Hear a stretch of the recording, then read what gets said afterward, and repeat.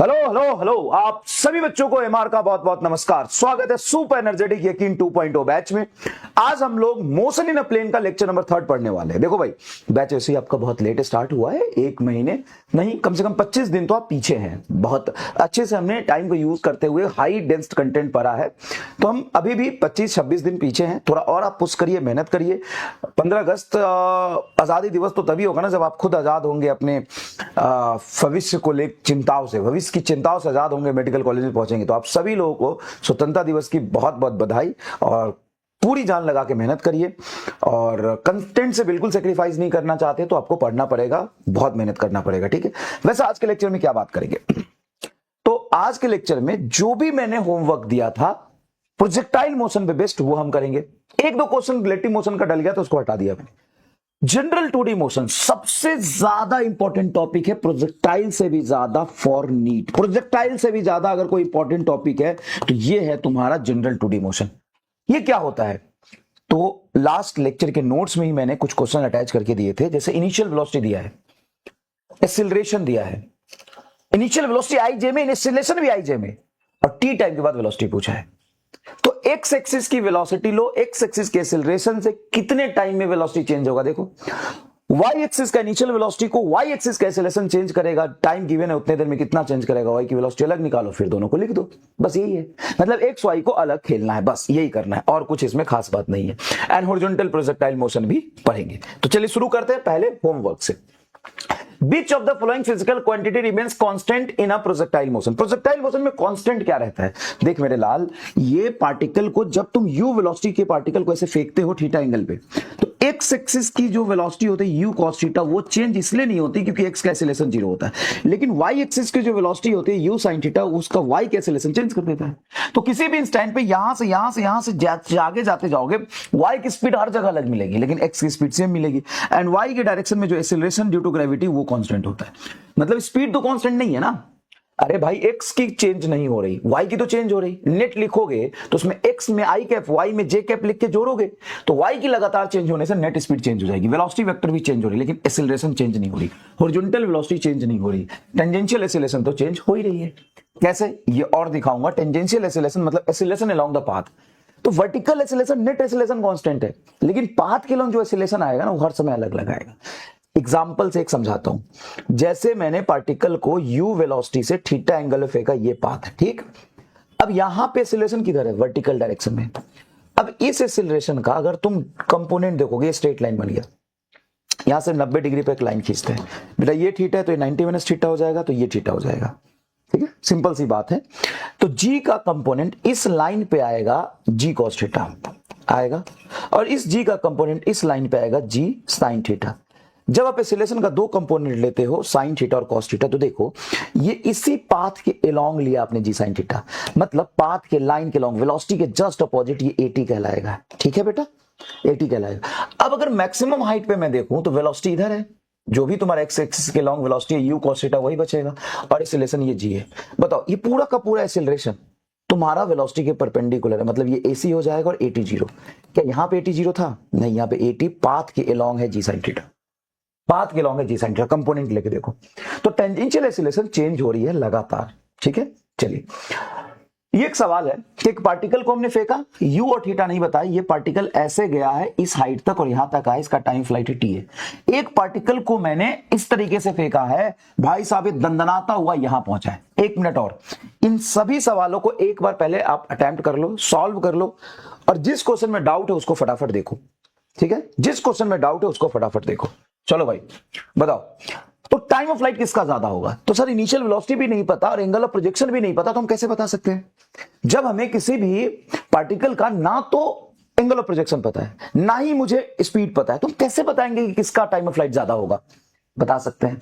क्या इस डायग्राम से आपको दिख रहा है कि इसने जो मैक्सिमम हाइट अटैच किया है ए ने, वो ज्यादा किया है, और इसका जो मैक्सिमम हाइट अटैन किया वो कम किया है? देखो वाई एक्सिस में मैक्सिमम हाइट कम है, इसका मैक्सिमम हाइट ज्यादा है ना प्रोजेक्टाइल का, इसका मैक्सिमम हाइट कम है। वाई एक्सिस में तो ग्राउंड से कितने ऊंचाई तक गया, ठीक है। और मैक्सिमम हाइट किस पर डिपेंड करता है? तो मैक्सिमम हाइट डिपेंड करता है वाई एल के लॉन्ग वेलोसिटी का whole square by 2g, U sine theta का whole square by 2g। Y के लॉन्ग वेलोसिटी को यू साइन थीटा कहते हैं। अब एक बात बताओ, ए के केस में एच ए तुम्हारा ज्यादा है, हाँ सर।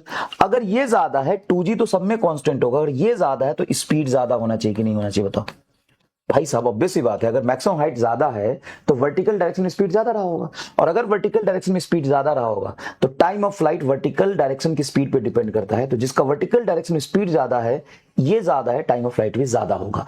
तो ए का टाइम ऑफ फ्लाइट ज्यादा होगा और इन दोनों का नहीं होगा। बस सिंपल, कितनी आसानी से सॉल्व हो गया बताओ। फिर से बताता हूं, मैक्सिमम हाइट होता है ui का whole square 2g। Maximum height is directly proportional to y के लॉन्ग वेलोसिटी का होल स्क्वायर, और time of flight is directly proportional to ui।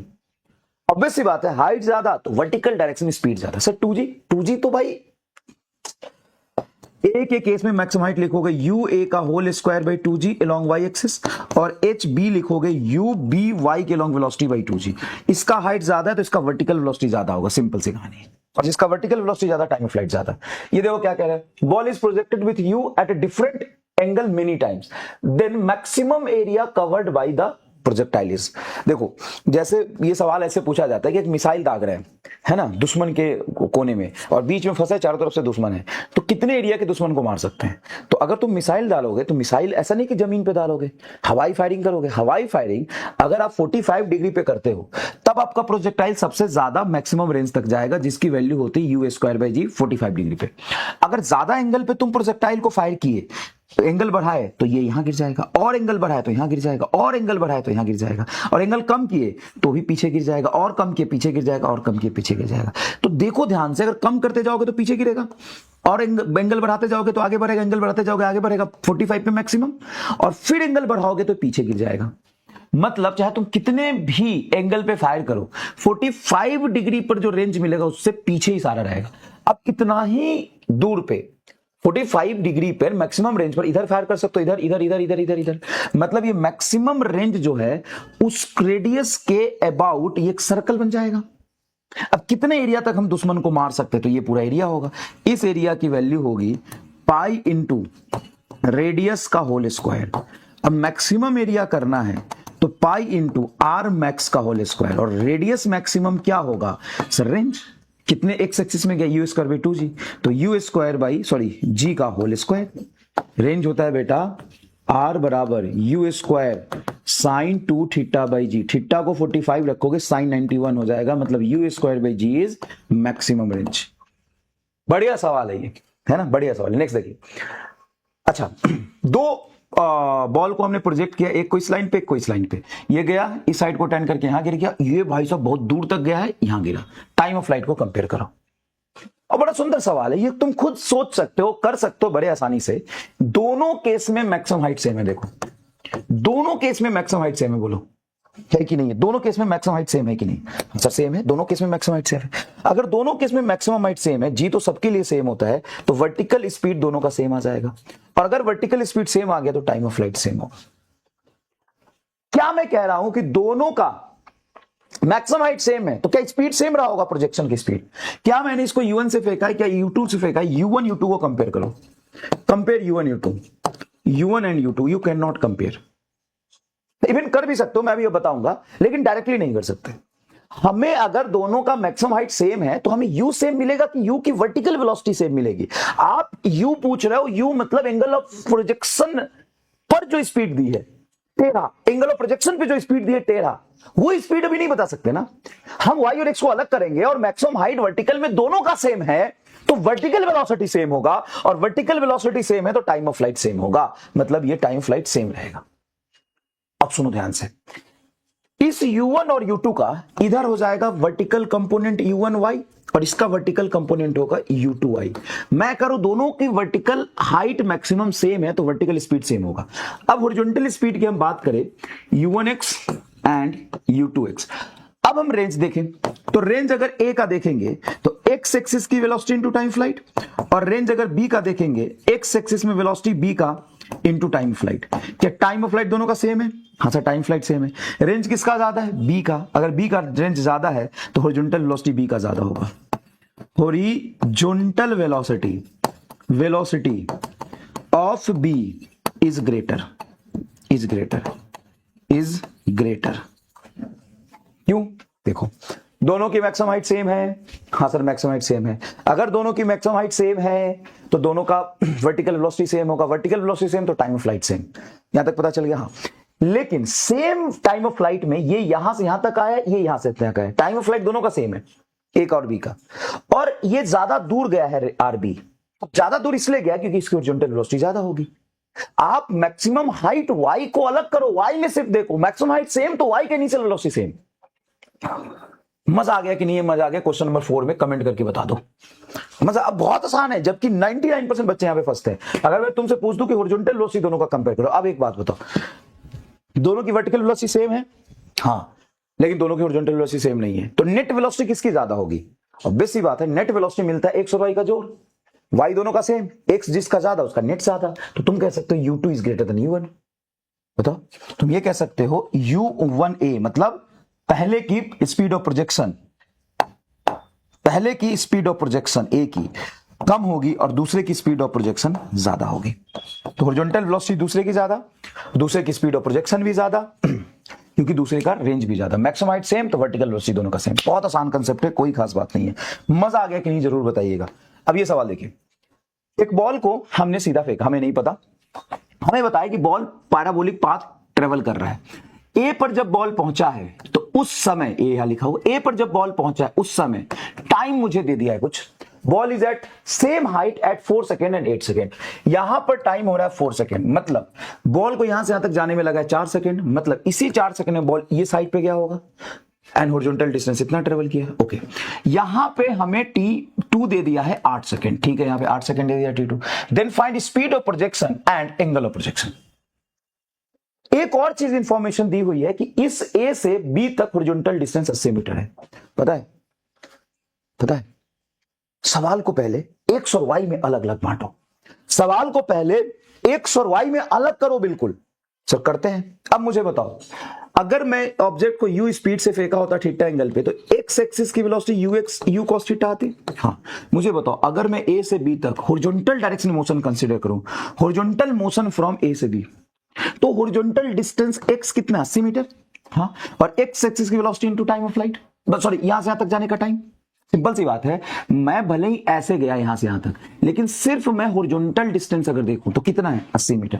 तो हॉरिजॉन्टल x की डिस्टेंस बराबर x की वेलोसिटी इनटू टाइम।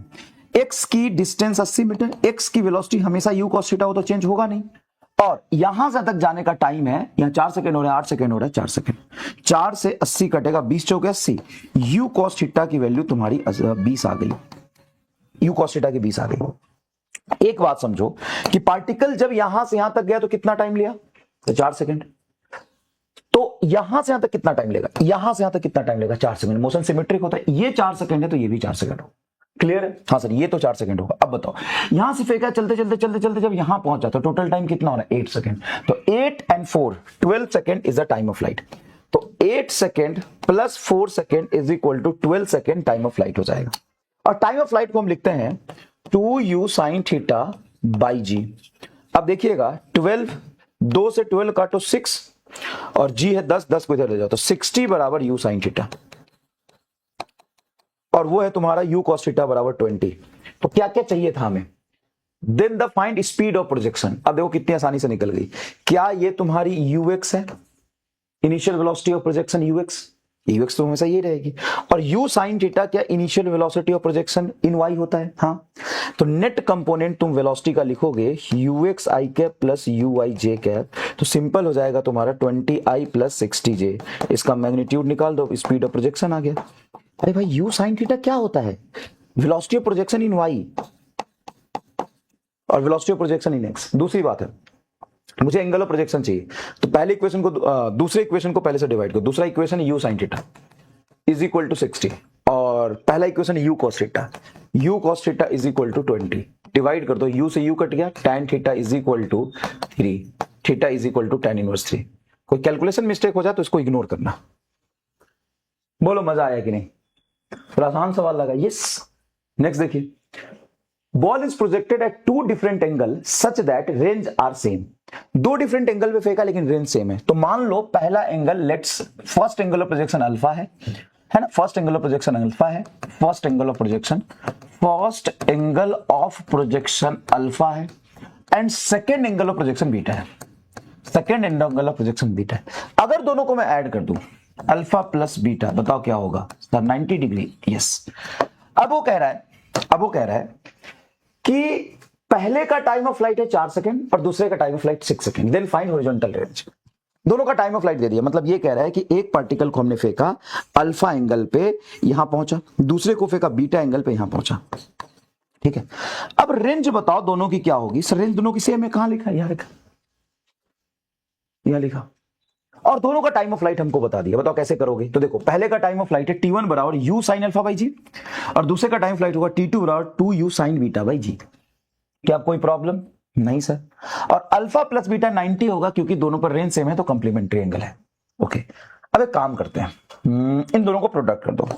तो t1 इंटू t2 बराबर हो जाएगा 224 u स्क्वायर, ये sine alpha into sine beta. Sine beta को लिख सकते हैं, साइन बीटा को लिखेंगे 90 minus alpha divided by g. Yes और नो? हाँ सर लिख सकते हैं, इसमें तो क्या प्रॉब्लम है? इन दोनों को प्रोडक्ट कर दिया, इक्वेशन 1 और 2 को प्रोडक्ट कर दिया।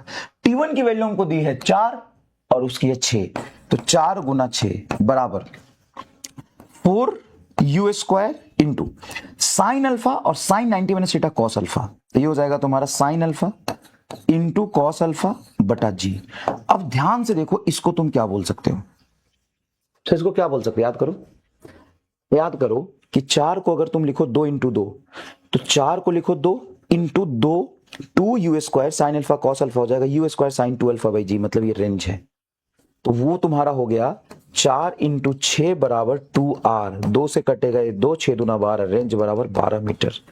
बेटा गजोधर देख इधर, u square sine 2 alpha into g range होता है, साइन 2 अल्फा को खोल दो, तो u square 2 sine alpha into cos alpha by g, यही तो साइन 2 थीटा का फॉर्मूला है। u square 2 sine alpha cos alpha by g, यह देख u square sine alpha cos alpha by g, एक 2 दे दो, 4 को 2 इंटू 2 लिखो, तो 2 टाइम्स ऑफ रेंज आ गया। बढ़िया सवाल लगा कि नहीं लगा? बताओ, गुड क्वेश्चन दिस इज और नॉट? ये देखिए, ball is projected and its position is at time t is given as this. हाँ, बॉल प्रोजेक्ट किया और हमें इनिशियली कुछ नहीं बताया कितने वेलोसिटी से प्रोजेक्ट किया और कितने एंगल पे प्रोजेक्ट किया, कुछ नहीं बताया। ना तो हमें वेलोसिटी बताया, ना ही हमें स्पीड बताया। हमें क्या दे दिया कि पोजीशन दे दिया 30t i cap plus 40t minus 5t square J cap, ये दे दिया। ये क्या है? किसी भी टी टाइम का पोजीशन। तो किसी भी टी टाइम के पोजीशन अगर हमें टाइम के फंक्शन में दिया है, किसी भी टी टाइम का पोजीशन हमें टाइम के फंक्शन में दिया है, अगर मैं उसको डिफरेंशिएट कर दूं तो किसी भी टी टाइम का वेलोसिटी पता चल जाएगा। हाँ सर, तो किसी भी टी टाइम का वेलोसिटी होगा dr का differentiation with respect to T.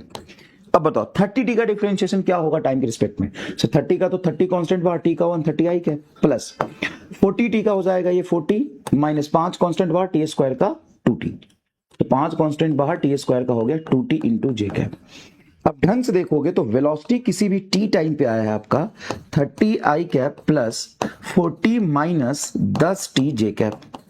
हाँ सर, ये किसी भी टी टाइम का वेलोसिटी। इनिशियल चाहिए तो कैसे क्या करोगे? सर इनिशियल वेलोसिटी तो बहुत आसानी से निकल जाएगा, टाइम 0 पुट कर दो, तो ये हो गया तुम्हारा 30 आई कैप प्लस टाइम को 0 पुट करोगे 40 जे कैप, तो ये तुम्हारा आ गया वेलोसिटी। खत्म भाई। इनिशियल वेलोसिटी क्या होता है? सर इनिशियल वेलोसिटी होता है किसी भी ऑब्जेक्ट को हमने x में इनिशियली क्या दिया और y में इनिशियली क्या दिया, ये कैसे पता चलेगा? तो किसी भी t टाइम का वेलोसिटी आपको पता है, तो उसमें डिफरेंट t की वेलोसिटी आप रख दोगे तो अलग अलग टाइम की वेलोसिटी आएगा। बताओ 1 सेकंड में वेलोसिटी कितना आएगा?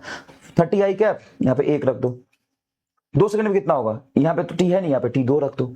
अगर मुझे इनिशियल चाहिए तो t को 0 रख दो। तो जैसे तुम t को 0 रखोगे तो ये आ गया। हाँ, अब बेटा अगर मुझे ux 30 है और uy 40 है तो खेल, टाइम ऑफ फ्लाइट होता है 2uy बाई जी, तो 8 सेकंड आ गया। ये तो ऑब्वियस सी बात है, ऊपर का वर्टिकल वेलोसिटी 40 है, 4 सेकंड जाने का, 4 सेकंड आने का, 8 सेकंड। भाग बुर्बक, h मैक्स 80 मीटर और रेंज बता। रेंज होगा x की वेलोसिटी कितनी है बे? 30 और टाइम फ्लाइट कितना? 8, 8 3 24, 240 मीटर। खत्म। अच्छा सवाल है, वेरी गुड क्वेश्चन।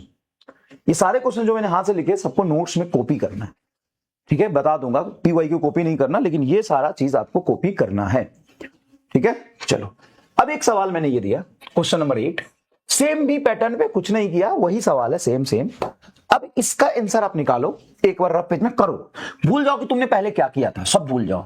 तुमको मान लो कि मैंने पोजीशन दे दिया 30t आई cap plus 40t minus 4t square जे कैप, सब भुला के मुझे इसको सॉल्व करके दो, सब भुलाओ, इसको सॉल्व करके देखो, सब कुछ भूल के इसको सॉल्व करो, सब कुछ भुला के, सब कुछ भुला के इसको सॉल्व करो। जैसे बताया, अगर पोजीशन दिया है तो किसी भी टी टाइम का वेलोसिटी निकाल सकते हो और उसमें टी जीरो रख के निकालो। चलो करो, ला ला ला ला ला ला ला ला ला ला, स्क्रीन पॉज करके करो, करो स्क्रीन पॉज करके। अब तुमने जो भी आंसर निकाला था, मेरे हिसाब से शायद वो गलत होगा, और ये एमआर स्कैम है, आसान सवाल नहीं है। अगर तूने सॉल्व कर लिया तो एक पेन ऐड करना और कमेंट में बताना कि क्वेश्चन नंबर 8 में एमआर स्कैम में फंस गए कि नहीं फंसे। फंस गए तो लिखना है कि फंसे हैं, सब लोग रिकॉर्डेड देख रहे हैं, सब लोग को बताना है कि फंसे हैं, नहीं फंसे तो लिखना है नहीं फंसे। अब सुनो, वेलोसिटी को डिफरेंशिएट करो तो आएगा 30 आई कैप प्लस 40 माइनस 4 बाहर टी स्क्वायर का डिफरेंस आएगा 2t जे कैप, यह बनेगा। हाँ, अब तुम्हें वेलोसिटी टी जीरो पे चाहिए इनिशियल, तो ये रहेगा 30 आई कैप प्लस टी जीरो रख दोगे तो यह आ जाएगा 40 जे कैप, ये बहुत अच्छी बात है। हाँ, तो वेलोसिटी आ गई। अब इसको डिफरेंशिएट करो तभी तो तुमको एक्सीलरेशन मिलेगा, किसी भी टी टाइम की वेलोसिटी को डिफरेंशिएट करोगे तभी तो एक्सीलरेशन मिलेगा। हाँ, इसको डिफरेंशिएट करो तो 30i का डिफरेंशिएशन कांस्टेंट है, देखो, तो इसका हो जाएगा 0 प्लस 40 का हो जाएगा 0 और माइनस 2t का हो जाएगा माइनस, एक मिनट, ये 4 बार टी स्क्वायर का 2t तो 8t आएगा, सॉरी ये t आएगा, माइनस 8 कांस्टेंट बार t का हो जाएगा 1, तो माइनस 8 इंटू 1 जे कैप, तो तुम्हारा एक्सीलरेशन आया है माइनस 8 जे कैप। एक्सीलरेशन सिर्फ वर्टिकल डायरेक्शन में है, एक्स में एक्सीलरेशन नहीं है, वर्टिकल डायरेक्शन माइनस 8 है। अब तुम सोचो कि तुम्हें बोला कि x की वेलोसिटी मैंने 30 दी पिछले सवाल की तरह, y की वेलोसिटी 40 दी, लेकिन वर्टिकल एक्सीलरेशन पहले g था, अब ये सिर्फ माइनस 8 है, मतलब x में कोई एक्सीलरेशन नहीं है, तो इसका जो टाइम ऑफ फ्लाइट होगा वो होगा 2uy बाई जी।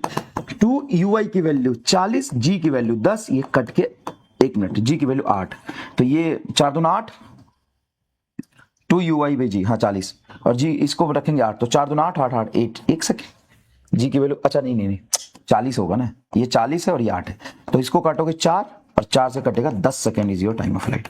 सर पहले आपने एक्सीलरेशन नहीं निकाला था, वो बाय डिफॉल्ट तुम देखो यहाँ पर, ये तुम्हारा वेलोसिटी है, इसको डिफरेंशिएट करोगे 30 कांस्टेंट, इसका डिफरेंस 0, 40 का डिफरेंशिएशन 0 और माइनस 10t का माइनस 10 आएगा जो कि जी के बराबर है। इसलिए तुमने सॉल्व भी करोगे ना तो जी 10 के बराबर ही आएगा, एक्सीलरेशन वर्टिकल में 10 है, वो डायरेक्ट वही सवाल है प्रोजेक्टाइल वाला, लेकिन यहाँ पे अंदर चेंज कर दिया। कितने लोगों का +1 कलम हुआ बताओ? जिन्होंने गलत किया है चलो प्लस माइनस मत करना, लेकिन तुम स्कैम में फंसे तो बता देना बस, लेकिन सही कर लिया अगर तो +1 करो कि पिछले सवाल से ये अलग था। चलो भाई, एक नेक्स्ट सवाल क्या है? Ball is projected with 100 metre per second, ठीक है, 100 metre per second at an angle 53 degree, ठीक है, then find its speed when it is moving at 37 degree from horizontal. तो पहले जब प्रोजेक्ट किया तब तो 53 पे घूम रहा था, देखो तब तो 53 पे घूम रहा था। आपसे पूछे कि जब उसकी स्पीड बताओ जब वो 37 पे घूम रहा है, मतलब यहां से मान लो उसकी स्पीड है v और x एक्सिस से 37 पे घूम रहा है, तो अगर उसकी स्पीड यहां पे v है और x एक्सिस से 37 एंगल पता है, तो इस स्पीड के टर्म्स में हॉरिजॉन्टल वेलोसिटी क्या होगा सर? v cos 37, और हम जानते हैं हॉरिजॉन्टल वेलोसिटी हमेशा u cos थीटा होता है, मतलब u cos थीटा। तो v cos 37 की value 4/5 is equal to u की वैल्यू है तुम्हारा 100 एंड cos 53 हो जाएगा 3/5, 5 से 5 कट गया तो v बराबर हो जाएगा, ये काटोगे तो 2500 का 100, 25 से 75 मीटर पर सेकेंड। इसकी स्पीड है, वर्टिकल स्पीड हॉरिजॉन्टल स्पीड नहीं, नेट स्पीड इसकी है ये 75 मीटर पर सेकेंड। कैसे निकाला? x की वेलोसिटी कांस्टेंट रहती है, इस कंसेप्ट से निकाला हमने। नेक्स्ट देखिए, ball is projected with speed 100 meter per second at 53 degree, then find time when its velocity parallel to x-axis and velocity 37 degree from x-axis। अच्छा सवाल है, ये बोल रहा है हमने बॉल को प्रोजेक्ट किया, बढ़िया बात है किया, तो ball is projected with speed 100 metre per second at 53 degree. Ball is projected with 100 metre per second at 53 degree, समझने वाला सवाल है, अच्छे से देखिए। Then find time when its velocity parallel to x-axis। तो मुझे समय बताओ जब इसकी वेलोसिटी x-axis के पैरेलल है, समय बताओ जब x-axis के पैरेलल है। एक बात बताओ, इसकी नेट वेलोसिटी x-axis के पैरेलल है ऐसा? वो तो मैक्सिमम हाइट पे ही होता है, और मैक्सिमम हाइट पे टाइम क्या होता है सर? टोटल टाइम फ्लाइट का आधा। अब टोटल टाइम ऑफ फ्लाइट अगर मैं निकालूं तो मैंने u और थीटा दिया है, तो 2u sin theta by g, मतलब इसकी वर्टिकल वेलोसिटी निकाल के 2ui/g करो या 2u sin θ/g। तो 2u की वैल्यू 100 साइन 53 डिग्री, g की वैल्यू बेटा 10, 10 से 10 कटेगा, ये आ गया 20, 10 गुना 20 साइन 53 डिग्री होता है 4/5, तो 5 चौक 20, 8 सेकेंड, तो 8 सेकेंड टोटल है। तो ऊपर जाने का टाइम 4 सेकेंड होगा, ऊपर जाने का टाइम 4 सेकेंड होगा, पहले का आंसर 4 सेकेंड आएगा। क्लियर है? 4 सेकेंड बाद हॉरिजॉन्टल चल रहा होगा। अब कह रहे हैं कि नहीं, एक्स एक्सिस से जब वो 37 डिग्री पर चल रहा है ना, उस समय का टाइम बताओ, उस समय का टाइम बताओ, स्पीड नहीं पूछा, टाइम बताओ जब वो 37 पे चल रहा है। बढ़िया सवाल है, और इसके सारे कंसेप्ट और सारी थ्योरी मैंने लास्ट क्लास में कराई है। इसको करने से पहले आपको वैसे लास्ट क्लास को रिवाइज करना चाहिए था, नहीं भी किया तो एक बार लास्ट क्लास के पहला जो क्वेश्चन मैंने लिखा था जिसमें 31-32 पार्ट कराए थे, उस सबको एक बार रिवाइज कर लेना, सबको एक बार रिवाइज कर लेना, ठीक है? चलो देखो, तो यहां पे बेटा ध्यान से देखा जाए तो तुमसे बोला है कि किसी टाइम पे 37 का एंगल बना रहा है। तो एक बात बताओ, अगर ये एंगल 37 है, एक्स की वेलोसिटी कितनी होती है? u cos थीटा, और t टाइम के बाद y की वेलोसिटी कितनी होती है? सर ये क्यों निकाल रहे हो? क्योंकि मेरे से टाइम पूछा है ना, तो किसी भी t टाइम पे x की वेलोसिटी लिख लेते हैं, सर वो तो u cos थीटा ही रहता है। किसी भी t टाइम पे y की वेलोसिटी लिख लेते हैं, सर वो u sin theta minus gt होता है।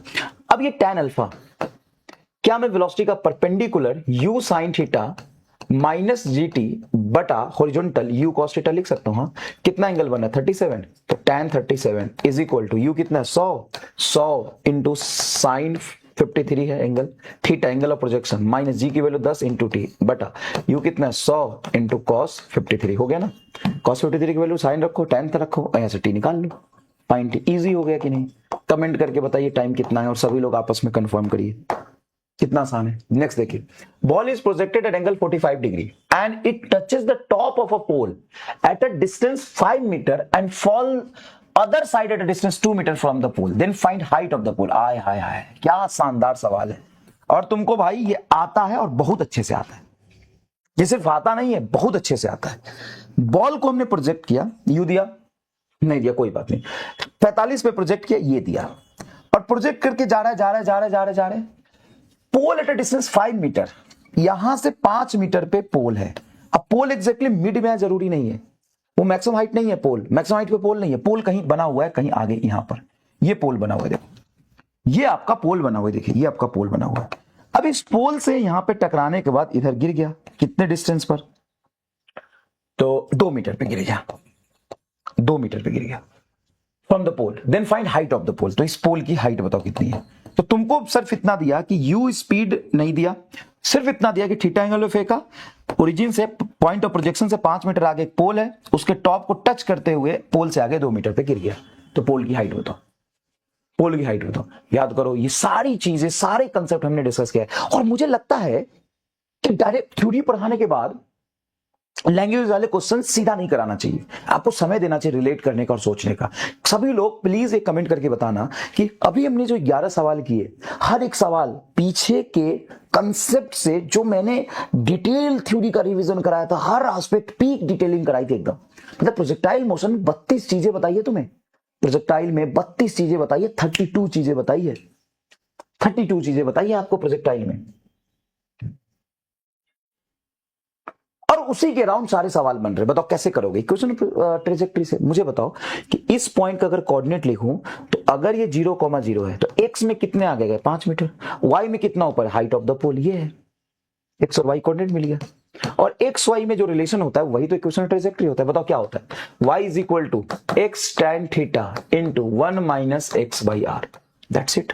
y की वैल्यू बोलो, सर है हाइट h, x1 की वैल्यू बोलो, ये x कितना है? 5 tan 45 degree into 1 minus x 5 बटा रेंज, ये ओरिजिन से कितना आगे हो, ये x होता है ये, और रेंज हो गया 5 और 2 7 बटा 7, h बराबर 5 tan 45 इज 1, यहां से 7 कॉमन लो तो 7 माइनस 5 बाई 7, तो ये हो गया 10 बटा 7 metre is your correct answer. बताइए, फील आ गई पूरी अच्छे तरीके से? नेक्स्ट देखिए, find height of a pole and horizontal distance of a pole if ball touches the pole at a t बराबर 2 सेकंड। अच्छा, ये कहानी अलग है, ये कह रहा है कि t बराबर 2 सेकंड पर बॉल ने इस पोल को टच किया, ठीक है, 2 सेकंड पर टच किया, मतलब जब मैंने फेंका तो टाइम 0 हो रहा होगा, अब 2 सेकंड पर इस पोल को टच किया है। Find height of the pole and horizontal distance of the pole, मतलब पोल की हाइट पूछी है एंड पोल की हॉरिजॉन्टल डिस्टेंस पूछी है। ठीक है, if ball touches the pole at 2 second, सोचो कैसे करोगे सर, इसमें तो क्वेश्चन ट्रेजेक्टरी भी नहीं लगेगा मास्टर, ये तो फंसा दिया मास्टर, मास्टर ये तो मुश्किल है रे मास्टर। प्रोजेक्टाइल का सबसे आसान सवाल है ये, सबसे आसान सवाल कोई प्रोजेक्टाइल का हो सकता है ना, वो है। स्क्रीन पॉज कर अभी के अभी प्लीज, और एक बार सोच।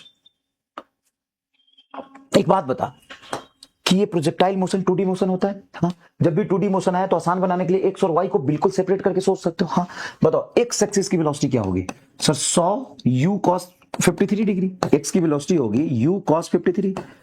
100 cos 53 की वैल्यू होती है 3/5, 5 से कटेगा 20, 23 60, 60 आया। क्या मुझे एक्स एक्सिस की वेलोसिटी पता है? हाँ, तो एक्स एक्सिस में कितना डिस्टेंस होगा? एक्स बराबर ux into T plus half x into T square. अरे भाई एक्स में सिलेशन नहीं इसलिए 0। एक्स बराबर एक्स की वेलोसिटी है तुम्हारी 60 और टाइम कितने देर में पहुंचा? 2 सेकंड में। 120 मीटर के डिस्टेंस पर पोल है। एंड y बराबर हो जाएगा ui t plus half a y t square, second equation motion. Height of the pole बराबर, भाई यहां से कितने हाइट पर y डायरेक्शन में, यही तो पूछा है। 2 सेकंड बाद बताओ ui कितना है, बता। 80। सर कैसे निकाल ले? u कोसाइन 53, 80 टाइम बोल 2 माइनस हाफ ए वाई की वैल्यू 10 माइनस 10 क्योंकि एक्सेलरेशन नीचे है, इंटू 2 का होल स्क्वायर, तो 160 है, ये कट जाएगा 5 और 2 का स्क्वायर 5 चौक 20 माइनस 20, 140 मीटर। कैलकुलेशन मिस्टेक अगर हुआ तो तुमको नहीं बताना है। नहीं सर ये तो 130 आ रहा है सर जी, तो जोड़ घटाव करना। कंसेप्ट समझ के एक्स और वाई को अलग किया, इसका फील आया कि नहीं, एक्स और वाई को अलग किया, इसका फील आया कि नहीं। इंपॉर्टेंट ये है, इंपॉर्टेंट ये है ही नहीं जो तू कह रहा है, इंपॉर्टेंट वो है ही नहीं जो तू कह रहा है। एक्स वाई को जो हमने अलग किया वो फील आया कि नहीं। नेक्स्ट देखिए, if Ramlal project a ball vertically up with velocity 30 metre per second from a car, from a bus then find h max r and ball. तो सबसे पहले ये देखो, ये रामलाल है, ठीक है, रामलाल है। अब रामलाल बस के सरफेस पर बैठा है और बॉल को कांस्टेंट, मतलब बॉल को हाथ में लेके बैठा है। बस कितने वेलोसिटी से चल रही है सर? 40 से। अब तुम बाहर बैठ के अगर देखोगे, बाहर बैठ के देख रहे हो, अगर बस चल रही है 40 मीटर पर सेकंड से, ध्यान सुनना, अगर बस चल रही है 40 मीटर पर सेकंड से, तो रामलाल और रेस्ट में कि वो भी चल रहा है, बाहर से बैठ के देख रहे हो तो सर, बस के छत पे बैठा है, बस आगे जा रही है तो उसके पिछवाड़े को बस तो ले ही जाएगी, तो बॉडी भी पिछवाड़े के साथ चिपक के जाएगा। तो रामलाल की वेलोसिटी कितनी है सर? बस के बराबर। और रामलाल के हाथ में बॉल है, तो बॉल की वेलोसिटी कितनी है सर? 40 के बराबर। तो ये रामलाल पूरी बस के साथ 40 मीटर पर सेकंड से जा रहा है। देखो ये तुम्हारा मान लो बस है, ये देखो बस है, और यहां पर ये है तुम्हारा रामलाल, ये है तुम्हारा रामलाल, इसके हाथ में ये बॉल है, ठीक है। ओके सर जी। अब ये पूरा मैंने एक साथ इसलिए बनाया, पेन नहीं उठाया कि मैं इसको चलाता हुआ दिखा सकूं। देख ये चल रहा है 40 मीटर पर सेकंड से, तो बता अगर मैं कार को, बस को 40 मीटर पर सेकंड से ले रहा हूं तो रामलाल सर 40 से चल रहा है। क्यों? क्योंकि इनर्शिया की वजह से जिस भी फ्रेम पर या ऑब्जेक्ट पर हम बैठते हैं उसकी वेलोसिटी को कॉपी कर लेते हैं। अब बोला है कि रामलाल ने इस बॉल को ऊपर फेंक दिया है 30 मीटर पर सेकंड से वर्टिकल डायरेक्शन में, तो रामलाल से बॉल डिटैच हो गया। जब रामलाल से बॉल डिटैच हो गया तो रामलाल ने इसको एक्सटर्नल वेलोसिटी y की तरफ दी 30 की, 30 की दी, हाँ सर 30 की दी, और बॉल बस के चलने की वजह से इसकी एक्स एक्सिस वेलोसिटी 40 ऐड हो गया अपने यहां। तो क्या जैसे ही बॉल इससे डिटैच होगा दोनों वेलोसिटी की वजह से, क्या ये प्रोजेक्टाइल पाथ पर जाएगा? अरे हाँ, यस, प्रोजेक्टाइल पाथ पे जाएगा। अब इसका बताओ time of flight. Time of flight है 2u/g। अरे सिंपल सी बात है, वर्टिकल डायरेक्शन में 30, 3 सेकंड ऊपर 3 सेकंड नीचे, 6 सेकंड। रेंज बोलो सर, x की वेलोसिटी है 40 इंटू 6, तो 6 चौका 24, 240 मीटर।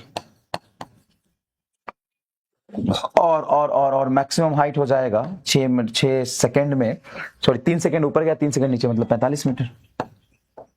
बोलो कैसा लगा, बोलो कैसा लगा। एक बोनस क्वेश्चन और आपको करा देता हूं। इफ इक्वेशन ऑफ ट्रेजेक्टरी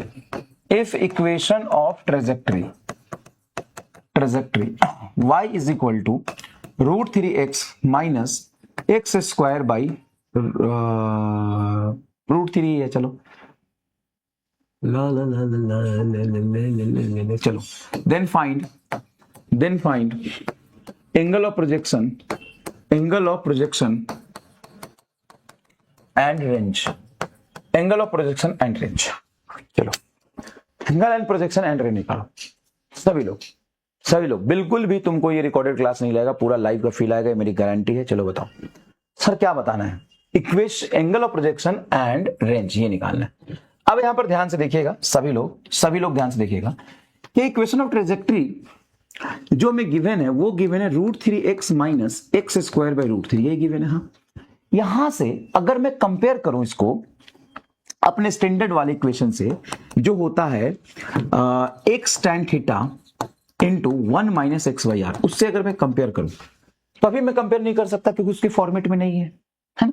तो एक काम करते हैं कि हम √3x कॉमन निकाल लेते हैं। जैसे यहां से √3x कॉमन निकलेगा, यहां पे क्या बचेगा सर 1 माइनस, यहां पे क्या बचेगा सर √3x में से x बाहर जा रहा है तो यहां पे एक x बचेगा बस, और √3 बाहर गया, यहां पे ऊपर √3 है नहीं तो √3 से नीचे मल्टीप्लाई कर दो 3 बचेगा। भाई √3x माइनस एक्स स्क्वायर √3 में √3x बाहर निकाल लो, तो √3x बाहर चला गया यहां से तो यहां बचेगा 1, यहां पे x बाहर निकाला एक्स स्क्वायर था तो एक x बच जाएगा, और √3 ऊपर नहीं था तो √3 से नीचे मल्टीप्लाई कर देंगे। ये नहीं समझ में आता। चलो ठीक है, मैं एक काम करता हूं, ये तुम्हारा एक्सप्रेशन है, ठीक है, √3x minus x square by √3। अब एक काम करो, √3 से मल्टीप्लाई √3 से डिवाइड कर दो सेकेंड टर्म में, ये चलेगा? हाँ सर ये ठीक है, इसमें कोई दिक्कत नहीं मास्टर, ये तो हमको अच्छे समझ में आता है। ये तुम्हारा सवाल है √3x minus x square √3 minus x square √3, यही सवाल है। सेकंड टर्म में √3 से मल्टीप्लाई √3 से डिवाइड कर दे। अब मुझे बताओ अगर मैं √3x कॉमन निकाल लूं तो √3x बाहर चला गया तो ये बचेगा 1 माइनस, यहां से √3 बाहर चला गया, एक्स स्क्वायर में से एक x बाहर चला जाएगा, x बटा √3 3। आप बोलो मजा आया? अब इससे कंपेयर करो तो बताओ √3x है, यहाँ पे x tan थीटा है, तो x tan थीटा और x √3, क्या tan थीटा √3 है? हाँ सर, अगर tan थीटा √3 है तो theta is equal to 60 degree, angle of projection 60 आ गया। दूसरी बात, √3x 1 minus x by are होता है, देखो 1 माइनस एक्स आर बराबर 3 आ जाएगा। हाँ सर आर बराबर 3 आ गया, खत्म। तो ये सवाल इक्वेशन ऑफ ट्रेजेक्ट्री दे के कई बार पूछते हैं और आता है ये सवाल एग्जाम में, बार बार आता है एग्जाम में। लेकिन अगर मैं तुम्हें ये बताऊं कि बिना कॉमन निकाले, बिना किसी झंझट के सीधा तुम आंसर निकाल सकते हो तो तुम्हें कैसा लगेगा? सर क्या बात कर रहे हो? यस, इसी बात के तो पैसे हैं। अरे मेरे लाला, इसी बात के तो पैसे हैं, नहीं तो सब तो टोपी जैसे हैं। इसी बात के तो पैसे हैं। देख अब मजेदार चीज, मुझे एक बात बताओ, इक्वेशन ऑफ ट्रेजेक्ट्री क्या बताता है? सर एक्स वाई के बीच में रिलेशन बताता है। हाँ सर, अब मान लो कि पार्टिकल को ऐसे प्रोजेक्ट किया, ठीक है, यहाँ पे एक्स वाई का कोऑर्डिनेट लिखो सर, x0 y0, यहाँ पे एक्स वाई का कोऑर्डिनेट लिखो सर, x में हम रेंज के बराबर चले गए और y में जितना ऊपर गए उतना ही नीचे गए, तो y का डिस्प्लेसमेंट 0। अरे भाई y में कितना गए? तो देखो y में तुम यहां से यहाँ पे x में तो आगे जा रहे हो, y में तो गए ही नहीं। हाँ सर, तो क्या एक x और y का रिलेशन हमें पता है? हाँ सर पता है कि अगर हम y को 0 पुट कर दें, मतलब एकदम हॉरिजॉन्टल लाइन पे चले जाए तो x ही तो रेंज के बराबर होता है। हाँ, यहां से तुमसे क्या पूछा है sir? y is equal to दिया है √3x माइनस एक्स स्क्वायर में √3, ये दिया है। अब बताओ कि अगर मैं y को 0 पुट कर दूं तो x r के बराबर होगा कि नहीं? हाँ, y को 0 पुट कर दे, 0 बराबर √3r माइनस आर स्क्वायर बटा √3। इस टर्म को इधर ले जाओ तो r square by √3 is equal to √3r। अब r से r स्क्वायर काटोगे तो r और √3 यहां चला जाएगा तो r बराबर √3 3 मीटर आंसर। और सर एंगल ऑफ प्रोजेक्शन हमें पता है कि इस इक्वेशन ट्रेजेक्टरी में ये कॉमन निकालोगे तो √3 तो tan थीटा की जगह पे है, तो tan थीटा √3 तो थीटा 60 डिग्री। बताओ कैसा लगा? कैसा लगा? तो ये सोच, अगर तुम सोच पा रहे हो तो देखो कितनी जबरदस्त चीज है।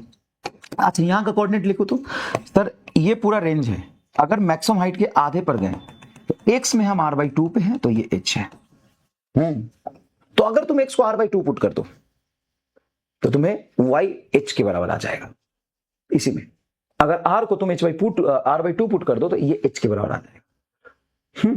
एकदम जबरदस्त तरीके से करके देखते हैं एक मजेदार चीज। मान लो जनरल इक्वेशन ऑफ ट्रेजेक्टरी ये होता है, x tan theta minus x tan theta common निकाल लिया तो 1 माइनस एक्स बाई आर, यही होता है x tan theta general equation trajectory. अब तुम अगर एक्स को आर बाई टू रखते हो, एक्स को आर बाई टू, तो हाइट हो जाएगा वाई हो जाएगा, देखो ये वाई की वैल्यू हो जाएगी एच, तो वाई की वैल्यू रख दो h is equal to x को रखो r by two into tan theta into 1 minus x को क्या रखोगे आर बाई टू, अरे भाई एक्स आर बाई टू, तो एक्स को रखोगे r by two into r पहले से, तो आर से आर कट जाएगा, तो एच बराबर आएगा r by two tan theta into 1 minus 1 by two, एक में से आधा जाएगा तो हाफ बचेगा। अब बताओ दो दूनी चार, हाँ तो एच बराबर आर टेन थीटा बाई 4, ये तो आर और एच का रिलेशन ही है। शाबाश, एकदम ही एक्सट्रीम सुख की अनुभूति हुई कि नहीं? सुख मतलब हैप्पीनेस, एक्सट्रीम मतलब एक्सट्रीम चरम, बताइए एक्सट्रीम हैप्पीनेस हुई कि नहीं? बताइए एक्सट्रीम हैप्पीनेस हुई कि नहीं? बताइए एक्सट्रीम हैप्पीनेस हुई कि नहीं? ये पहले भी मैं 2 बार ड्राइव कर चुका हूं इसको, मतलब मजा आ गया कि नहीं? हाँ सर मजा आ गया। एक और करोगे सर? 2 क्वेश्चन आपने करा दिया, मतलब 2 एक ही कराया है, 14 ही था। मान ले 15 नंबर क्वेश्चन में ये कराऊं, और सारे क्वेश्चन ये लिखने हैं कि बॉल इज प्रोजेक्टेड विथ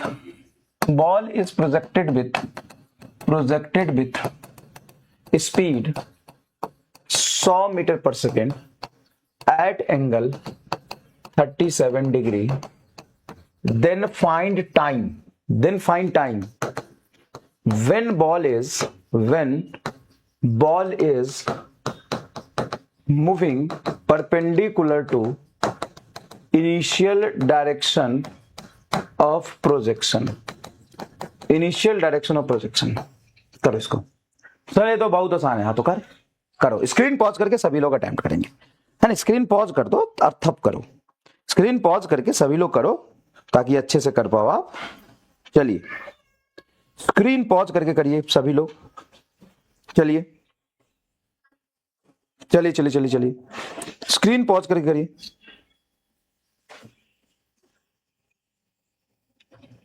सुनिए, आपको पता है कि t is equal to u by g sine theta वो टाइम होता है जब परपेंडिकुलर होता है। u की वैल्यू बोलिए, u स्पीड है, u एक्स वाई नहीं, u स्पीड है, u 100 है, तो 100 g की वैल्यू 10 इंटू साइन 37 डिग्री, तो साइन 37 कितना होता है? साइन 37 3/5। अरे यार तुमको इसका वैल्यू याद नहीं रहता है क्या? 3/5। चलो तो 5 से कटोगे 2 तो कितना आ गया ये सर? 100/6, तो 100/6 कितना टाइम हो जाएगा? 100/6 15 छक्का 90, 16 छक्का 96, 16.46 सेकेंड, इतना टाइम आएगा लगभग। कोई दिक्कत नहीं। कितने लोगों ने कर लिया बताओ? मजा आया कि नहीं? बोलो कितने लोगों ने कर लिया?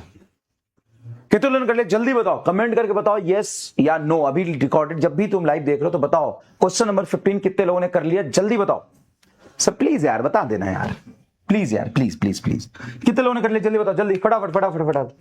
ये एमआर स्कैम है, एमआर स्कैम है। तो कैसे?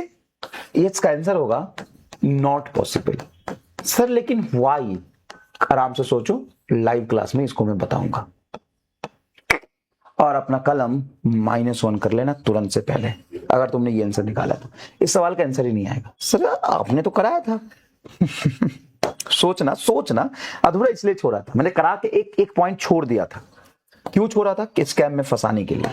क्यों छोड़ा था? स्कैम में फंसाने के लिए। चलिए अब देखते जाइए आगे क्वेश्चन। देखिए, for angle of projection projectile is 45 minus theta and 45 plus theta, then horizontal range described by the projectile is, एक 45 minus theta है, मतलब 45 से थीटा कम और एक 45 से थीटा आगे, और या फिर दोनों एंगल को जोड़ोगे 45 minus theta 45 plus theta, add करोगे तो minus theta plus theta cancel होगा, 90 डिग्री बचेगा, मतलब दोनों का रेंज इक्वल आएगा। ये तो सबको पता है। चलिए नेक्स्ट क्वेश्चन देखिए, 17 number, the speed of projection. अच्छा एक मिनट और ये चीज बता दो तुम्हें, ये जितने भी क्वेश्चन मैंने यहां से किए 1 से 15 तक, ये सारे नोट्स में लिखने हैं। 1-2 छोड़ सकते हो, तुमको लगेगा कि रिपीट हो रहा है तो, लेकिन ये लिखने। आगे जो करा रहा हूं ये नहीं लिखना है, ये आगे नहीं लिखना है, ये PYQ नहीं लिखना, ठीक है। चलो ये कह रहा है speed of projection at its maximum height is half of initial speed, then angle of projection is. कह रहा है कि स्पीड ऑफ प्रोजेक्शन मतलब u, वो मैक्सिमम हाइट पर जो स्पीड होता है, मैक्सिमम हाइट पे वर्टिकल स्पीड होता है 0, हॉरिजॉन्टल होता है u cos थीटा। तो स्पीड ऑफ प्रोजेक्शन, x की स्पीड y की स्पीड नहीं बोली, speed of projection u is half of the speed of projection at maximum height. तो speed of projection at maximum height होता है u cos थीटा। क्या बोला है एक minute? Speed of projection at the maximum height. मैं गधा हूं, लैंग्वेज को उल्टा पढ़ लिया, लैंग्वेज को सीधा पढ़ते हैं। ये कह रहा है speed of projection at maximum height, मतलब speed of projection at maximum height is half of the initial speed, मतलब इनिशियल स्पीड u का आधा है, ये u/2 ये बोला। मैक्सिमम हाइट में जो स्पीड है u cos थीटा वो इनिशियल स्पीड का आधा है, ठीक है। Then the angle of projection is, angle of projection पूछा, अरे भाई u से u कट गया, cos थीटा बराबर हाफ। cos थीटा हाफ कब होता है? जब थीटा 60 डिग्री होता है। आंसर आ गया। इतना आसान है यार। चलिए 18 नंबर क्वेश्चन देखिए। A missile is fired for the maximum range with initial speed इतना then range of the missile is, maximum range होता है थीटा 45 डिग्री पे u स्क्वायर पे g। बहुत आसान है। चलिए 19 नंबर क्वेश्चन देखिए। A projectile is fired at an angle 45 degree with horizontal, elevation angle of the projectile at the highest point as seen from the point of trajectory. अब ये सवाल आपको बेसिक मैथ में मैंने कराया हुआ है, बेसिक मैथ में कराया, ये कॉपी में लिख लीजिएगा, सिर्फ ये वाला पार्ट। ये कह रहा है projectile is fired at an angle 45 degree with horizontal, elevation angle of the projectile at its highest point. ये कह रहा है elevation angle of the projectile, elevation angle of the projectile at its highest point, highest point का elevation angle as seen from the point of projection. मतलब point of projection से देख रहा हूं तो हाईएस्ट पॉइंट का एलिवेशन एंगल क्या होगा? नोट्स में कॉपी कर लीजिएगा बस ये सवाल। जिस पॉइंट से आप देखते हो वो तुम्हारा रेफरेंस पॉइंट होगा, जिसको देखते हो उसको एलिवेशन एंगल का मतलब है कि हॉरिजॉन्टल से कितने एंगल ऊपर देखेंगे, ये आपका एलिवेशन एंगल है। ये आपका मैक्सिमम हाइट h और ये डिस्टेंस आपका हो गया r/2। तो tan अल्फा आपका होगा, tan अल्फा होगा h डिवाइडेड बाई r/2, मतलब 2 ऊपर चला जाएगा। ये सर यही मतलब एंगल ऑफ प्रोजेक्शन ही हुआ ना, एंगल ऑफ एलिवेशन नहीं। एंगल ऑफ प्रोजेक्शन तो ये है रे, एंगल ऑफ प्रोजेक्शन तो u को तुमने फेंका है एट एन एंगल थीटा, ये है तुम्हारा एंगल ऑफ प्रोजेक्शन थीटा।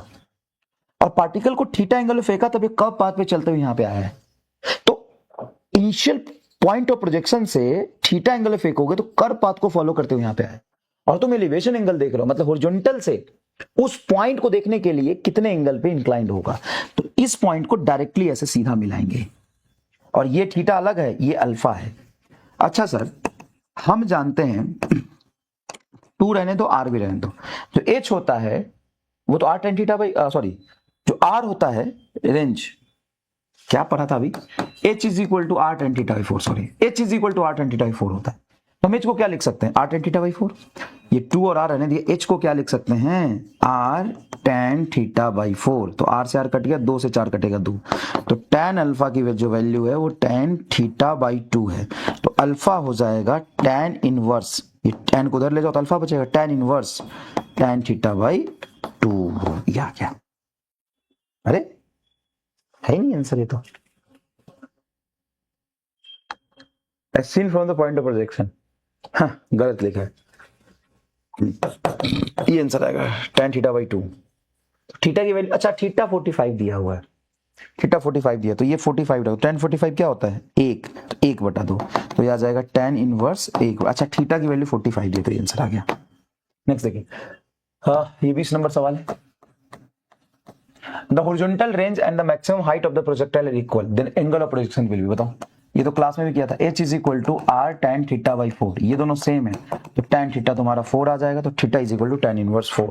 चलिए नेक्स्ट देखिए, ये 21 नंबर सवाल है कि velocity of the projection at, नहीं कॉपी करना है ये, velocity of the projection at as 2i cap 3j cap. तो इसको फेंका है 2i कैप और 3j कैप, जब टकराएगा तो x की वेलोसिटी 2i कैप ही रहेगी, y की हो जाएगी -3j कैप। तो 2i cap -3j cap, x की तो सेम ही रहेगी ना, x की सेम रख दी लेकिन y की भी सेम रख दी, गलत, x की सेम रखनी, y की चेंज होगी, चौथा आंसर आएगा। चलिए ये देखिए 22 नंबर सवाल। A projectile is fired from the surface of the earth with velocity 5 metre per second and angle theta with the horizontal. Another projectile is fired from the another planet with a velocity 3 meter per second at the same angle, follows a trajectory at the same angle and follows the trajectory which is identical with the trajectory of the projectile fired from the earth. Then value of the acceleration due to gravity on the planet is, बोला है कि angle of projection दोनों जगह same रखा है, speed अलग अलग है और दोनों में सेम ट्रेजेक्टरी फॉलो किया। जब सेम ट्रेजेक्टरी फॉलो किया है तो क्या दोनों का मैक्सिमम हाइट और दोनों का रेंज बराबर होगा?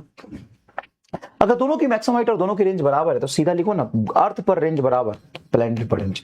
रेंज का फॉर्मूला होता है u का whole square into sine 2 theta divided by acceleration due to gravity g बराबर u square into sine 2 theta. Planet पे स्पीड अलग है और अर्थ पे स्पीड अलग है, लेकिन दोनों पे एंगल सेम है और दोनों जगह पे एक्सेलरेशन ड्यू टू ग्रेविटी अलग है। सिंपल सी बात है, आर बराबर होता है u square sine 2 theta by g. दोनों जगह पे एंगल और प्रोजेक्शन सेम है तो कट गया। एक्सेलरेशन ड्यू टू ग्रेविटी दोनों का अलग, स्पीड भी दोनों का अलग। स्पीड बताओ अर्थ पे क्या था 5, 5 का square 25, acceleration due to gravity 10 बराबर प्लेनेट पर स्पीड प्लेनेट पर स्पीड दिया है 3 का स्क्वायर 9 बटा जीपी, ये आ गया। ऊपर चला जाएगा 90 तो जीपी बराबर हो गया 10 इंटू 9 90 बटा 25, तो ये होगा 25 3 75 3.7 समथिंग के आसपास, 3 पॉइंट समथिंग 3.5 ये आंसर आ गया। हाँ 3.5 के आसपास आ रहा है, 3.5 आएगा। हाँ ये 25 है ना नीचे, 3.5 के आसपास आंसर आ गया। ये तो इतना ज्यादा तो होगा ही नहीं, 5 गुना तो है ही नहीं, 90 बटा 25 आया।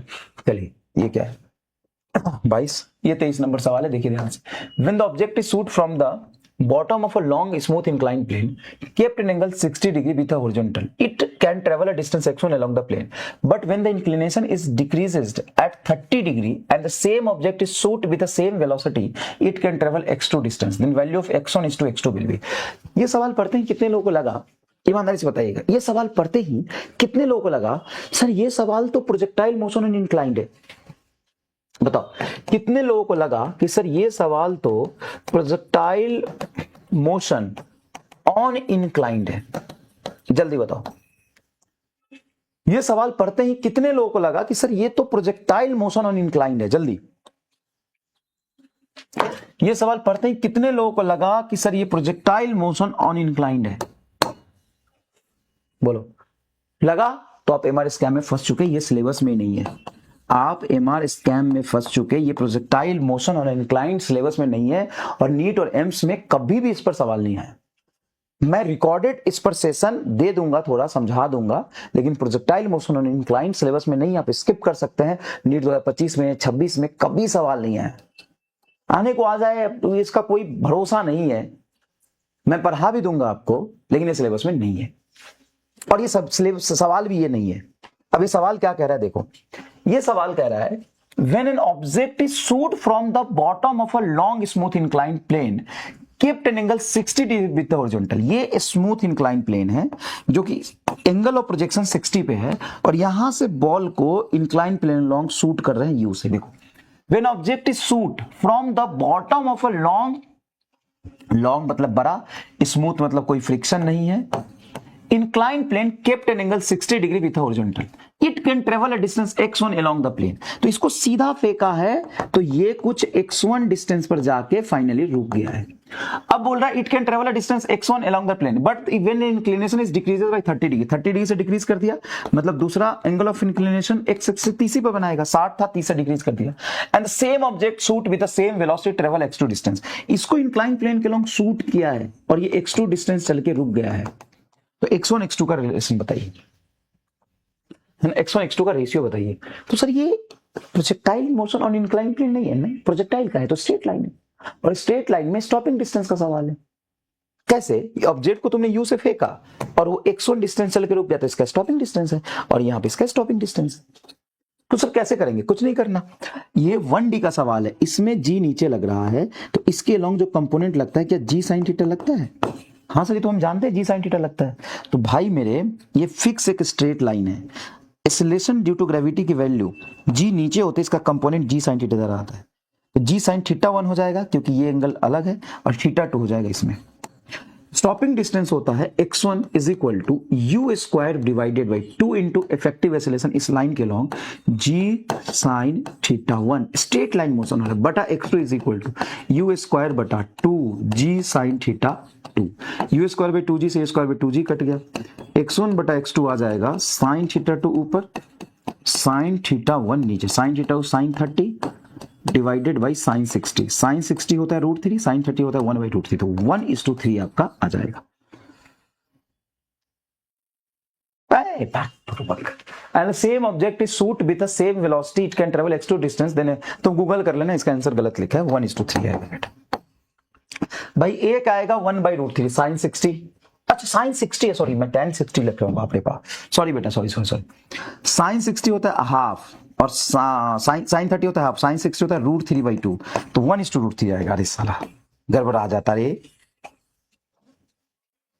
मैं tan 60 की वैल्यू रख रहा, sin 60 आ रहा है, समझ रहे हो?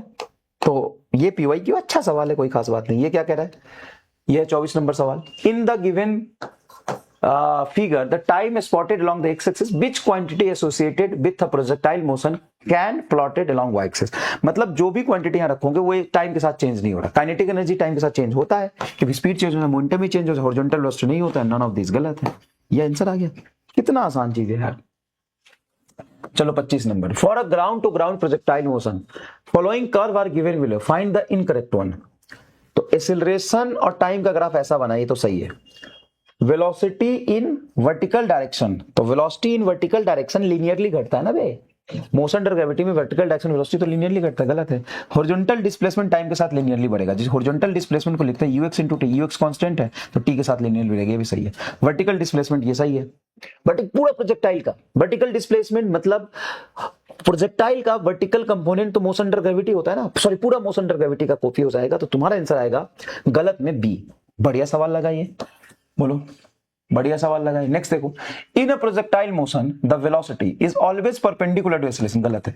नेवर परपेंडिकुलर टू एक्सीलरेशन, ये भी गलत है। मैक्सिमम हाइट पे वेलोसिटी एक्सीलरेशन परपेंडिकुलर होता है। Is perpendicular to the acceleration for one instant only, ये मैक्सिमम हाइट पे। Perpendicular to acceleration for two instant, नहीं टू इंस्टेंट पे नहीं, मैक्सिमम हाइट पे एक्सीलरेशन वेलोसिटी परपेंडिकुलर होता है।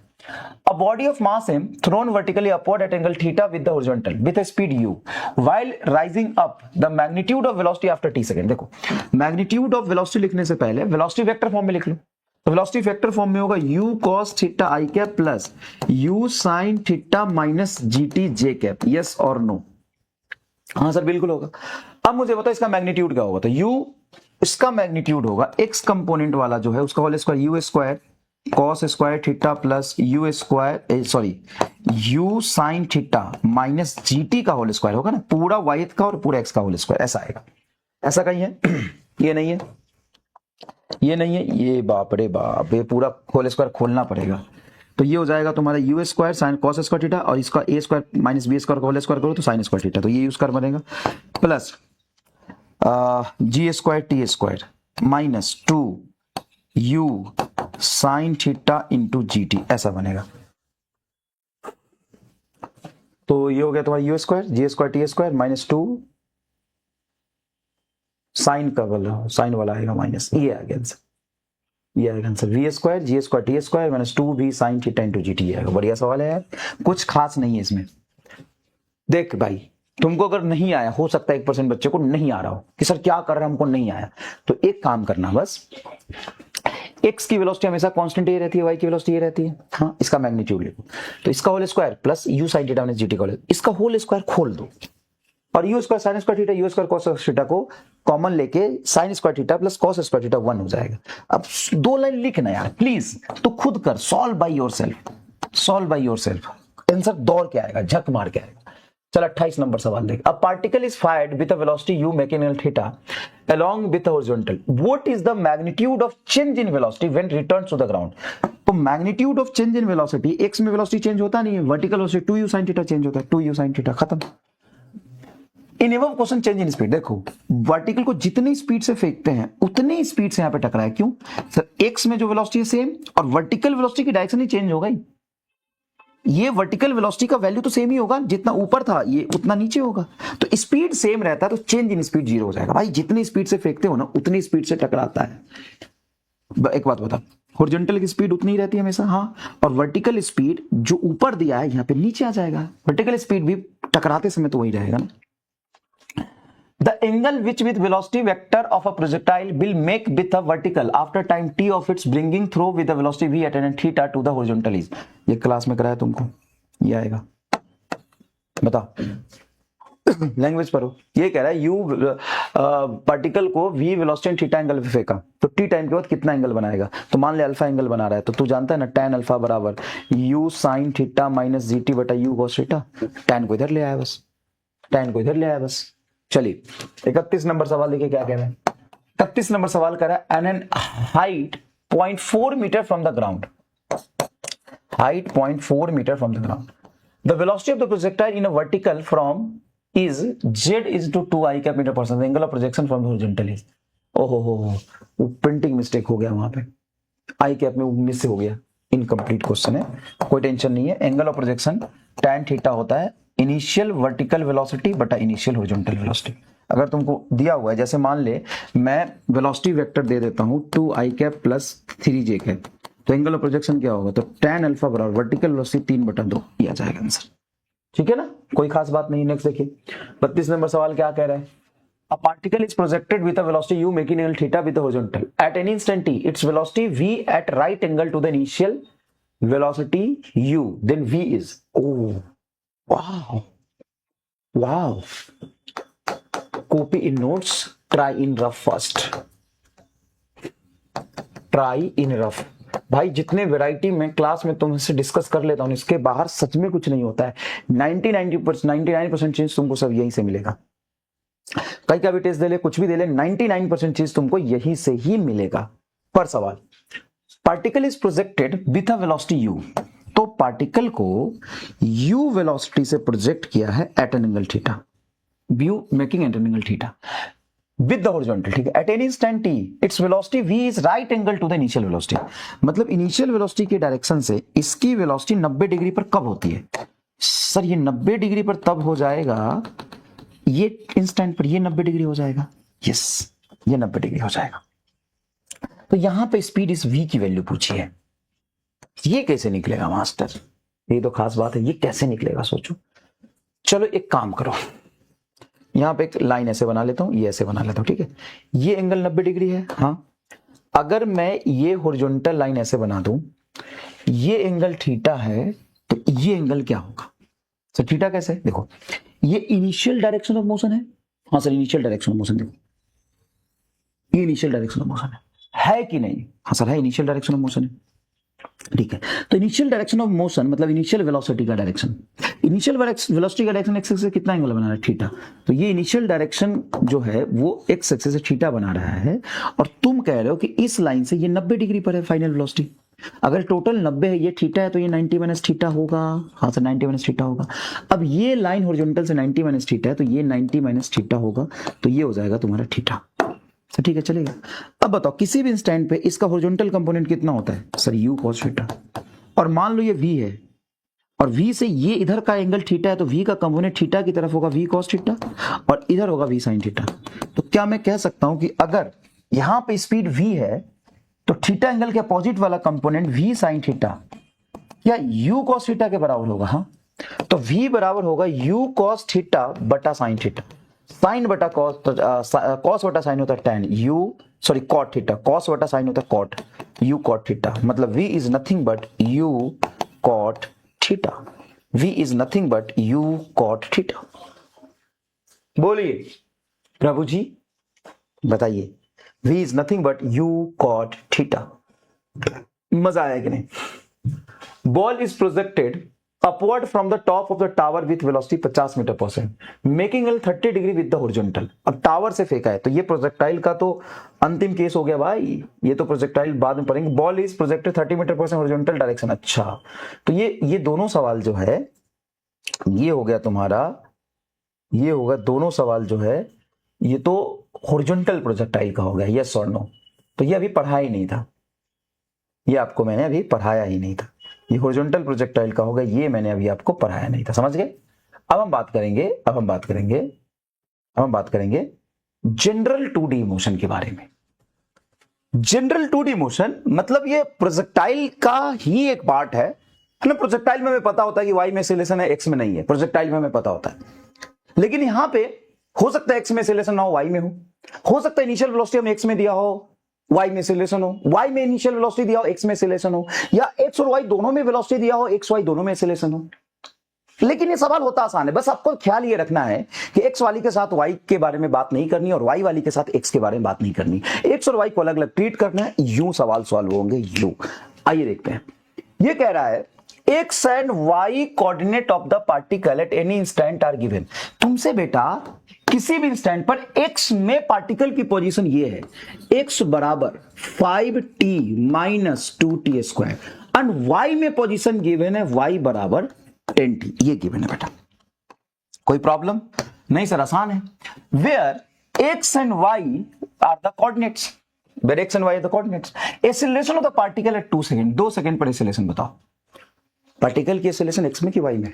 सर ये तो नहीं पता है, तो नेट निकालेंगे, x में और y में दोनों में देखेंगे क्या है। मतलब देखो ना, तुमको पोजीशन दिया होता है तो एक्सेलरेशन कैसे निकालते हो ये बताओ। सर पोजीशन दिया होता है डिफरेंशिएट करके वेलोसिटी निकालते हैं और वेलोसिटी को डिफरेंशिएट करके एक्सेलरेशन निकालते हैं, यही तरीका होता है। तो यहां पे भी वही तरीका होगा, कोई रॉकेट साइंस थोड़ी ना है भाई, यहां पे भी वही तरीका होगा, लेकिन यहां पे x और y में अलग अलग करना, और ये x y को सीधा कभी भी मिलाना मत। देखो x को डिफरेंशिएट करेंगे dx by dt, तो ये वेलोसिटी मिलेगा लेकिन सिर्फ x का, क्योंकि x को ही डिफरेंशिएट किया आपने। ये हो जाएगा 5t का डिफरेंशिएशन, 5 बाहर t का 1 माइनस 2 बाहर t स्क्वायर का 2t, तो ये वेलोसिटी आ गया x एक्सिस में 5 माइनस 4t i कैप। और x की वेलोसिटी को अगर मैं डिफरेंशिएट करता हूं वेलोसिटी को, तो एक्सेलरेशन मिलेगा लेकिन x का, 5 का डिफरेंस 0 माइनस 4 बाहर, t का डिफरेंस 1, तो x की एक्सेलरेशन आ गई माइनस 4 i कैप। y को डिफरेंशिएट करोगे टाइम के साथ तो बेटा y का वेलोसिटी मिलेगा, और 10t में 10 बाहर t का डिफरेंशिएशन 1, तो y की वेलोसिटी आ गई 10 j कैप। अब इसका एक्सेलरेशन y में देखोगे तो डिफरेंशिएशन ऑफ 10 बट अब dt, अब 10 तो कांस्टेंट है, इसका डिफरेंशिएशन हो जाएगा 0, 10 तो कांस्टेंट है ना भाई, इसका डिफरेंस क्या हो जाएगा 0। तो नेट एक्सेलरेशन आपका जब भी लिखोगे तो x का acceleration i cap plus y का एक्सेलरेशन j कैप, तो नेट एक्सेलरेशन हो जाएगा x एक्सिस का एक्सेलरेशन है -4 i cap plus 0 j cap, तो एक्सेलरेशन आपका आ रहा है -4 i कैप, दैट्स इट। अगर वेलोसिटी पूछता तो x की वेलोसिटी थी 5 minus 4t i cap and y की वेलोसिटी होती 10 j कैप। कुछ नहीं किया है यार, पोजीशन देके वेलोसिटी निकालने के सवाल पे तो तुमने जे एडवांस तक के सवाल किए हैं, जे एडवांस तक के सवाल किए हैं, बताओ हाँ कि ना। हाँ सर ये सवाल तो आसान है, चलो इसको अटेम्प्ट करो, नहीं किया तो अभी करो साथ साथ में और इसको पूरा करते हैं आराम से, जल्दी बताओ, अटेम्प्ट करो, स्क्रीन पॉज करना पॉज करना भाई और अटेम्प्ट करो। ये कह रहा है particle has initial velocity 2i cap plus 3j cap, तो किसी पार्टिकल की इनिशियल वेलोसिटी है 2i cap plus 3j cap, and acceleration ये दिया है, एंड एक्सेलरेशन दिया है आपका 0.3i cap plus 0.2j cap, then magnitude of velocity after 10 second. बताओ ये 1D मोशन है कि 2D मोशन है?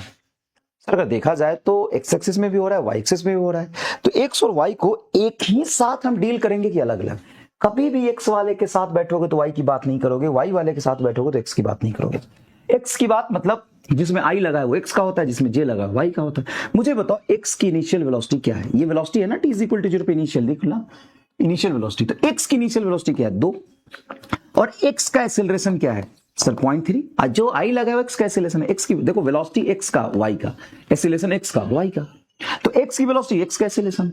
अब जब तुम इक्वेशन ऑफ मोशन लिखोगे ना v बराबर u प्लस at, तो ये 1D एंड 2D में एक साथ कभी नहीं लगता, x एक्सिस का इक्वेशन ऑफ मोशन अलग होगा, तो x की फाइनल वेलोसिटी, x का इनिशियल वेलोसिटी, x का एक्सेलरेशन इनटू टाइम, तो फाइनल वेलोसिटी x का आएगा x की इनिशियल वेलोसिटी 2 प्लस x का एक्सेलरेशन 0.3 इनटू टाइम, टाइम तो दोनों का कॉमन ही होता है 10, तो होगा 2 प्लस 0.3 इंटू 10 3, तो 2 और 3 ये हो जाएगा 5 i कैप, x की वेलोसिटी है।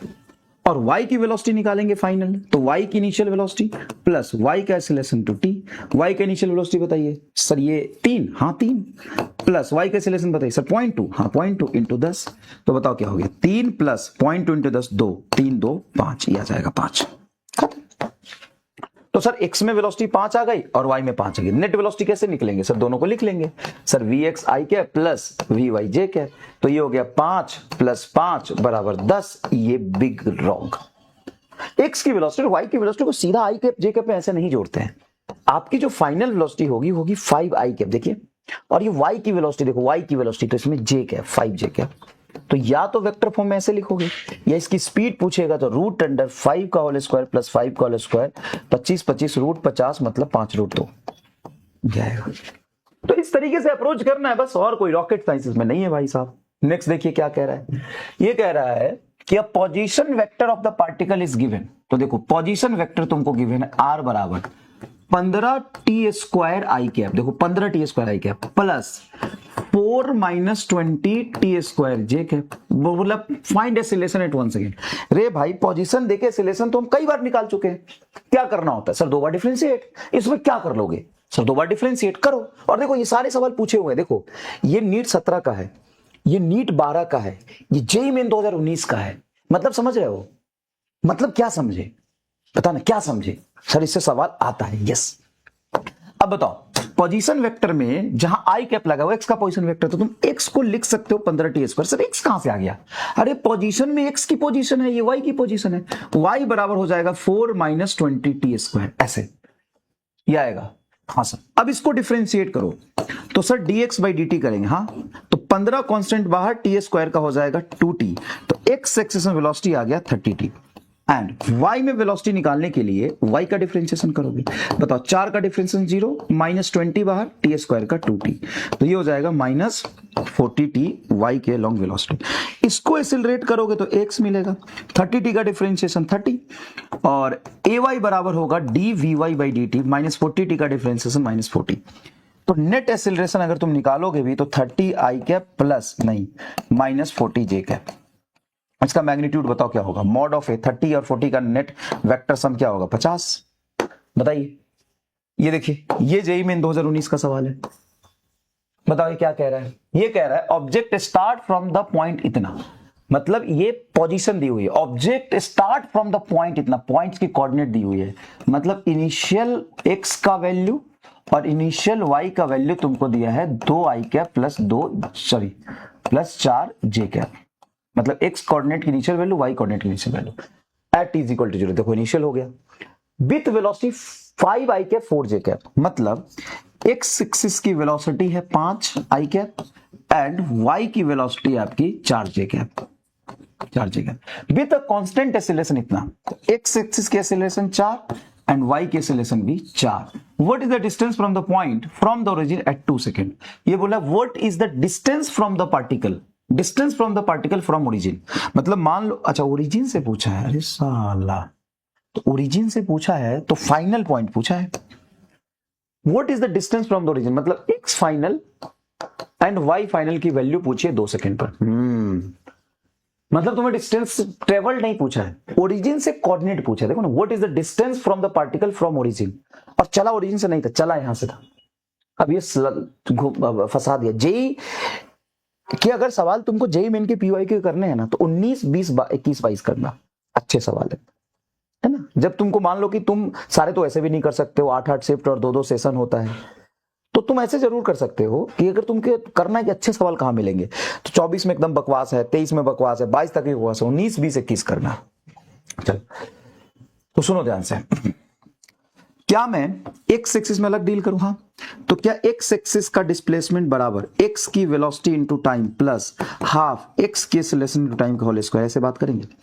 डिस्प्लेसमेंट होता है एक्स की फाइनल पोजीशन माइनस एक्स की इनिशियल पोजीशन बराबर एक्स एक्सिस की वेलोसिटी बताइए कितना है 5, और टाइम कितना दिया है 2 second into 2 plus half x की एक्सेलरेशन देखिए क्या है 4 इंटू 2 का होल स्क्वायर, एक्स की फाइनल पोजीशन माइनस एक्स की इनिशियल पोजीशन देखो 2 है, बराबर 10 प्लस 2 कट जाएगा, ये 2 का उसका 4, 4 दूना 8, 18, तो फाइनल पोजीशन हो जाएगा आपका 18 प्लस 2 बराबर 20, ये फाइनल कोऑर्डिनेट 20 आ गया। और उसी तरीके से y बराबर uy/t plus half ay into T square, और y के लॉन्ग जो डिस्प्लेसमेंट आएगा ना, y की फाइनल पोजीशन इंटू y की इनिशियल पोजीशन, ऐसे आएगा। क्या आपको ये बात समझ में आता है कि डिस्प्लेसमेंट होता है final position minus initial position, और ये ना डिस्टेंस लिखा है, ये डिस्टेंस ट्रेवल नहीं पूछा है, ये पूछा what is the distance from of a particle of, what is the distance of particle from origin, origin से पार्टिकल की डिस्टेंस बताओ कितनी है, मतलब वो अभी ओरिजिन से मान लो पार्टिकल कहीं यहां पर है, तो एक्स वाई कोऑर्डिनेट बताओ कितनी है, ऐसे एक्स में कितना वाई में कितना, ये डिस्टेंस पूछा। हाँ आप ये भी निकाल सकते हो कि एक्स फाइनल वाई फाइनल आपको जब पता चल जाएगा, तो आप पोजीशन वेक्टर लिखोगे एक्स फाइनल आई क्या प्लस वाई फाइनल जे क्या। अगर पोजीशन वेक्टर की मैग्नीट्यूड पूछे तो मॉड निकालोगे, और कोई खास बात इसमें नहीं है। नेक्स्ट देखिए, पोजीशन ऑफ ऑब्जेक्ट आर बराबर टी स्क्वायर माइनस 30t आई कैप, मतलब एक्स कोऑर्डिनेट है, और ये 2t क्यूब जे कैप, मतलब ये वाई कोऑर्डिनेट है। Find instant when velocity and acceleration are perpendicular, मुझे समय बताओ ये जब वेलोसिटी और एक्सेलरेशन एक दूसरे के परपेंडिकुलर है। एक बात बताओ, पोजीशन वेक्टर जो दिया है वो दिया है टी स्क्वायर माइनस 38t आई cap plus 2t cube j cap, क्या ये एक्स कोऑर्डिनेट है और ये वाई कोऑर्डिनेट है? मैं अगर r को डिफरेंशिएट करता हूं टाइम के रिस्पेक्ट में तो x की वेलोसिटी आ जाएगी। बताओ, टी स्क्वायर का डिफरेंशिएशन 2t माइनस 38 बाहर, t का डिफरेंशिएशन 1 मतलब माइनस 38 आई कैप प्लस 2 बाहर, टी क्यूब का हो जाएगा 3t स्क्वायर जे कैप। देखो कांस्टेंट बाहर, टी क्यूब का पावर बाहर आ जाएगा 3t स्क्वायर। अब ये वेलोसिटी वेक्टर आ चुका है आपका 2t माइनस 38 आई कैप प्लस 6t स्क्वायर जे कैप। ये वेलोसिटी वेक्टर है, इसको डिफरेंशिएट कर देंगे तो एक्सेलरेशन आ जाएगा 2t माइनस 38, 2t का डिफरेंशिएशन 2 बाहर, t का 1, 38 का 0 मतलब सिंपल आ जाएगा 2i कैप प्लस 6 बाहर, t स्क्वायर का 2t जे कैप ही आ गया। अब कह रहा है velocity and acceleration are perpendicular. Velocity acceleration perpendicular होंगे तो क्या इनका डॉट प्रोडक्ट जीरो होना चाहिए? कोई भी दो वेक्टर अगर परपेंडिकुलर होता है तो उनका डॉट प्रोडक्ट जीरो होता है। अब इसका डॉट प्रोडक्ट लो, इसका डॉट प्रोडक्ट इसके साथ लोगे तो 2t माइनस 38 आई का आई के साथ 1, ये 2 मल्टीप्लाई हो जाएगा मतलब 4t माइनस 38 इंटू 2। देखो ना, ये 2 इससे मल्टीप्लाई होगा तो 40 और 38 इंटू 2 मतलब माइनस 76 प्लस आई का जे के साथ 0, जे का आई के साथ 0, जे और जे 1 तो 6t स्क्वायर और 6 दूना 12, 12 छक 72 t cube, 72 t cube is equal to 0। अब यहां से टाइम निकाल दो, इक्वेशन बन गया, एक इक्वेशन है, टाइम निकाल दो, लेकिन ये नहीं निकलेगा। 4t minus 76 plus 72 t cube आया बे। ओहो, तो ये क्वाड्रेटिक होता तो सॉल्व होता, ये क्वाड्रेटिक कहां है? ये तो झुनझुना है। अरे हाँ, अभी देखो ये आईटी वालों का सवाल है, मैथमेटिकली टफ बनाते हैं, आपके पास मैथमेटिक्स इतना नहीं होता।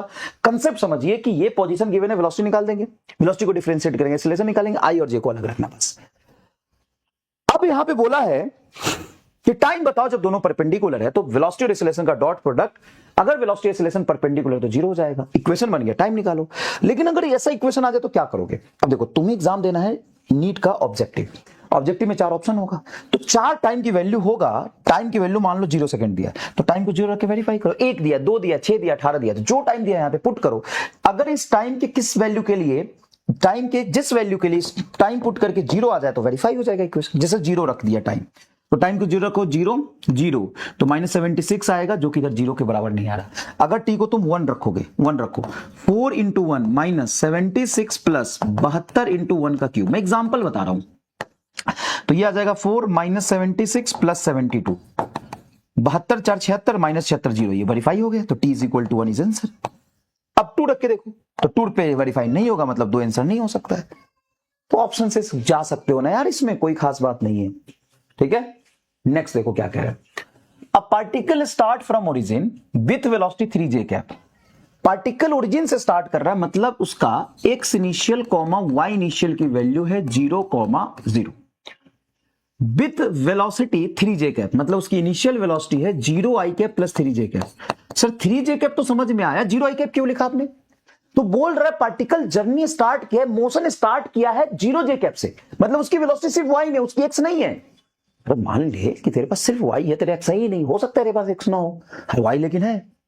अच्छा, और एक्सेलरेशन दिया है 6i cap plus 4j cap. हाँ, तो वेलोसिटी का x नहीं है, वेलोसिटी के सिर्फ पास y है, लेकिन एक्सेलरेशन के पास x और y दोनों है। ठीक है भाई। Then find x coordinate of the particle when y coordinate is 32। तुमसे पूछा है x की फाइनल वैल्यू बताओ अगर y की फाइनल कोऑर्डिनेट 32 है, यही बोला है, y कोऑर्डिनेट 32। कैसे करोगे? सबसे पहले मोशन एक ही डायरेक्शन में हो रहा है कि x और y दोनों में हो रहा है? अगर x y दोनों में हो रहा है तो x और y को अलग सॉल्व करेंगे। हम x की डिस्प्लेसमेंट को लिखेंगे डेल्टा x, मतलब final position minus initial position of x बराबर ux t plus half x into T square. x की वेलोसिटी तुम्हारी 0 0 रख दो, 0 प्लस 0 को हटाओ ना, हाफ x की एक्सेलरेशन बोलो 6 इंटू टाइम का होल स्क्वायर बराबर x की फाइनल पोजीशन, इनिशियल तो 0 था, x इनिशियल क्या था 0, तो फाइनल पोजीशन ऑफ x आपसे पूछा है, ये कट के आ गया 3t स्क्वायर। लेकिन टाइम कहां से लाएंगे प्रभु? टाइम ही तो नहीं पता, टाइम देता तो निकल जाता। ये पूछता अगर सब कुछ यही देके सिर्फ ये पूछता कि बताओ 2 सेकंड पर x की फाइनल कोऑर्डिनेट क्या होगी, तो टाइम दे दिया, x की फाइनल कोऑर्डिनेट अलग निकाल लेते, हमें y से मतलब नहीं, y को सीधा छोड़ देते। हाँ, ऐसा सवाल बन सकता है, सुनिएगा, सवाल बन सकता है, पूरी कहानी देके सब कुछ देखे, x y के बारे में सब कुछ दे दिया, लेकिन सिर्फ x का फाइनल कोऑर्डिनेट पूछ रहा है, तो y के बारे में कोई चर्चा नहीं होगी क्योंकि सिर्फ x का फाइनल कोऑर्डिनेट पूछ रहा है।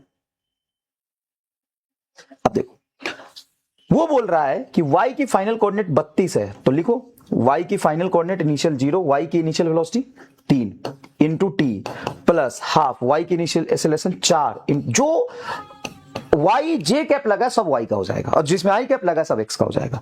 तो ये y की फाइनल कोऑर्डिनेट हमको दिया है 32, तो लिखो 32 बराबर 3t प्लस ये कटेगा 2t स्क्वायर, तो ये क्वाड्रेटिक बन गया आपका। ओहो 2t square minus 3t plus नहीं sorry 2t square plus 3t minus 32 is equal to 0। 32 और 2 64, मतलब दो टर्म स्प्लिट करना है जिसका प्रोडक्ट 64 हो और सम 3 हो। 12 चौक 48, 12 4 3 डिफरेंस आ जाएगा 17 और 14, 14 3 17, 17 14 तो अलग हो जाएगा। 16 और 13 नहीं, 12 और 15, 12 गुने 15 64 कैसे होगा? तो 8 और 11, 11 88 नहीं, 9 और 7, 9 7 63, ओहो नहीं बन पाया है। तो कोई बात नहीं, प्रोडक्ट नहीं बन रहा तो एक काम करो क्वाड्रेटिक लिख लो, t बराबर माइनस बी, तो माइनस बी तुम्हारा देखो बी 3 है तो माइनस 3 आ जाएगा, प्लस और माइनस दूसरी बार यूज कर लेंगे रूट अंडर बी स्क्वायर, 3 का स्क्वायर 9 माइनस 4, a की वैल्यू 2 और c की value minus 32 divided by 2 into 2। तो टाइम बराबर आ रहा है minus 30 plus root under 9 plus 4 2 8 plus 32, 8 into 32 sorry, अरे 4 2 8 और माइनस माइनस प्लस 32 और 8 को मल्टीप्लाई कर 8 2 16 के 6 हासिल, 8 3 24 1 25 256 बटा 4। अरे यार लेंदी जा रहा है, हालांकि अगर नीट में आएगा तो इतना लेंदी कैलकुलेशन नहीं होगा। प्लस रूट अंडर ये 56 और 9 ऐड कर लोगे तो 9 6 15 5 हासिल 1 5 6 और 2 265 बटा 4, तो परफेक्ट रूट ही नहीं बन रहा परफेक्ट रूट ही नहीं बन रहा। 16 समथिंग आएगा, 16 के आसपास आएगा क्योंकि -3 घटाएंगे तो लगभग 16 के आसपास आएगा, देख लेना एक बार, लगभग 16 के आसपास आएगा और उस टी की वैल्यू यहां पुट कर देना, आंसर आ जाएगा। तो कंसेप्ट समझो, कैलकुलेशन थोड़ा इसमें लेंदी है, कोई गलत नहीं कर रहा हूं तो, और मुझे लग रहा है मैंने कहीं गलत नहीं किया है, ठीक है। चलिए नेक्स्ट देखिए बेटा, object is moving with velocity v बराबर 3 sin omega t i cap 3 cos omega t j cap, then find distance moved by the object in 2 second. बहुत बढ़िया सवाल है, एक बार इसमें दिमाग लगाओ और मैं तुमको समय देना चाहता हूं। और ये में वेलोसिटी वेक्टर गिवन है, ठीक है, वेलोसिटी वेक्टर गिवन है, तो तुमसे पूछा डिस्प्लेसमेंट नहीं है, तुमसे पूछा डिस्टेंस बताओ। अगर वेलोसिटी वेक्टर x का अलग दिया है, y का अलग दिया है, तो दोनों को x सेपरेट सॉल्व कर सकते हैं और डिस्प्लेसमेंट निकाल सकते हैं, लेकिन इक्वेशन से तो डिस्प्लेसमेंट बताएगा, डिस्टेंस तो बताएगा ही नहीं। डिस्टेंस बताने के लिए तो फिर हमें स्पीड निकालना पड़ेगा, एक बार सोचिएगा, ठीक है। क्या पूछा है? Object is moving with west with 5 metre per second square, ठीक है। Object is moving in west with 5 metre per second square, मतलब ऑब्जेक्ट की वेलोसिटी है -5 metre per second i cap. I cap क्यों लगाया? क्योंकि ये ईस्ट है, ये वेस्ट है, इसको आई मानेंगे तो ये माइनस आई हो जाएगा, ये जे है तो माइनस हो जाएगा। After 2 second its velocity become 5 metre per second in north. अच्छा, इनिशियल वेलोसिटी इतना है, फाइनल है तुम्हारा 5 metre per second j cap. Then find acceleration. ये नीट में 3-4 बार पूछ लिया, एकदम लल्लू सवाल 3-4 बार पूछ लिया। एक्सेलरेशन वेक्टर होता है final velocity vector minus initial velocity vector divided by time. Final velocity vector है 5 जे कैप माइनस फॉर्मूले का initial velocity vector -5 i cap divided by time कितना दिया 2। तो एक्सेलरेशन आपका आ रहा है 5 j cap plus 5 i cap by 2। 5 common निकाल लेंगे तो 5/2 बाहर आ जाए, कोई दिक्कत नहीं है। ये बचेगा आई कैप प्लस जे कैप, आई ईस्ट और जे तुम्हारा नॉर्थ, तो ये नॉर्थ ईस्ट में आ रहा है, नॉर्थ ईस्ट में आ रहा है। सर नॉर्थ ईस्ट में कैसे? ये तो वेस्ट में था भाई, इनिशियल वेलोसिटी वेस्ट में है तो क्या एक्सेलरेशन वेस्ट में जाएगा? एक्सेलरेशन होता है फाइनल माइनस इनिशियल, माइनस फॉर्मूले का और खुद ये माइनस था वेस्ट होने की वजह से, तो नॉर्थ ईस्ट में एक्सेलरेशन जाएगा। This is important. वैसे भी एक्सेलरेशन का डायरेक्शन किधर होता है? Direction of acceleration along force. Force किधर दिया होता तो उसके अलोंग होता, या और along change in velocity. Change in velocity, long velocity नहीं, और चेंज इन वेलोसिटी होता है डेल्टा भी होता है final velocity minus initial velocity का सब्ट्रैक्शन। तुम बोल रहे हो इनिशियल इधर है फाइनल इधर है, तो क्या बीच में थोड़ी जाएगा? हम वेलोसिटी सम थोड़ी नहीं कर रहे, हम चेंज निकाल रहे हैं, नहीं समझे? अगर मैं 2 वेक्टर को जोड़ता हूं तो उसका डायरेक्शन किधर होगा? बीच में। अब हम एक्सेलरेशन में 2 वेक्टर को घटाते हैं तो final velocity minus initial velocity के डायरेक्शन में उसका एक्सेलरेशन आएगा। समझ में आई ये बात? समझ में आया बात? चलो बहुत अच्छी बात है, यहां तक आपको बहुत अच्छे से चीजें मुझे लगता है समझ आ गई होंगी, ठीक है। तो फटाफट इसको लिख लीजिए, ठीक है। और हॉरिजॉन्टल प्रोजेक्टाइल मोशन मैंने बात किया था, तो उसको नेक्स्ट लेक्चर में ही हम कंसिडर कर लेंगे, कोई दिक्कत नहीं है। ठीक है, तो यहां तक सॉल्यूशन पूरा देख लीजिए, हम नेक्स्ट में हॉरिजॉन्टल प्रोजेक्टाइल मोशन पढ़ लेंगे। थैंक यू सो मच, धन्यवाद आपका बहुत।